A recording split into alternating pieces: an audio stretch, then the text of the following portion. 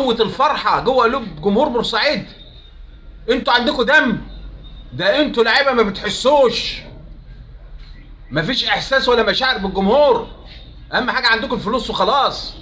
مستر كامل يديكم الفلوس ولا يزود لكم المكافآت. ما كانش الكلام ده ايام حسام حسن، ما كنتوش بتاخدوا تعريفة.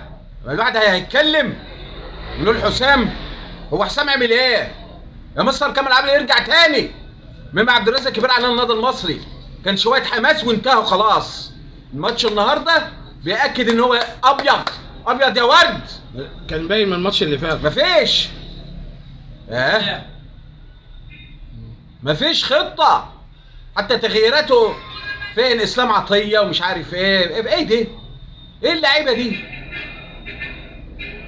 انت من بكره يا كابتن يا مستر كامل تجيب حسام تاني، تجيب لنا جمهور بورسعيد عايز حسام تاني. خلاص هي ميمي عبد الرازق كده شويه حماس، شويه حماس وانتهوا خلاص. وكانت بطوله على الطبطاب، يعني بطوله على الطبطاب. لو جبنا انا قلت 11 لعيب ما بيعرفوش يلعبوا كره كانوا جابوا البطوله، واجواء البطوله كانت مجهزه اللي احنا ناخدها، وفلوس للعيبه. انتوا عايزين اكتر من كده ايه؟ تدخلوا ب4-1؟ ده سيراميكا كده كانت هتنزل. هو في ايه بالظبط؟ ده عنتر خليته لعيب عالمي اللي ما كانش بيجيب جول مع المصري. اللاعب اللي عاوز يجي الشير بالشير على قفا النادي المصري، نشهره ونخليه مزاجه عنب. وايمن الرمادي اللي هو منزل اسوان بقى النهارده احسن مدرب من ماتش غلب 4-1 وهو اصلا منزل اسوان. بسبب ايه بقى؟ شويه لعيبه زباله ما يتحملوش المسؤوليه. ده كفايه الجمهور وبيشجعكم. ده انا موت نفسي، ده انا بلعب اراده العب 100 اراده يا عم عشان خاطر الجمهور ده. انما التفاهه دي لا، احنا مش عايزين اللعيبه دي. اللعيب اللي يلبس تيشيرت النادي المصري لازم يغير على التيشيرت ويلعب يموت نفسه. انما بالطريقه دي ده 4-1 النهارده ميمي عبد الرازق يقدم استقالته، لان بصراحه ماتش ايه ده؟ ده انتوا خليتوا فرقه سيراميكا ايه ده؟ تحس ايه ده؟ اللي جاي يقول لك مين الفرقه الاوروبيه اللي بتلعب المصري ده؟ هو في ايه؟ ما يقولش الفرقه دي كانت هتنزل.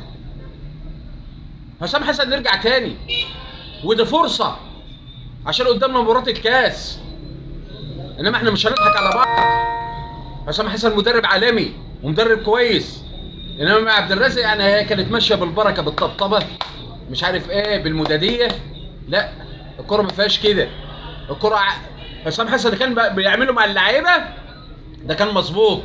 اللعيبه عايزه العنف، انما بالطريقه دي الطبطبه هي خلبتنا 4-1. خلينا نقعد نطبطب على اللعيبه اللي مش حاسه بمشاعر الجمهور.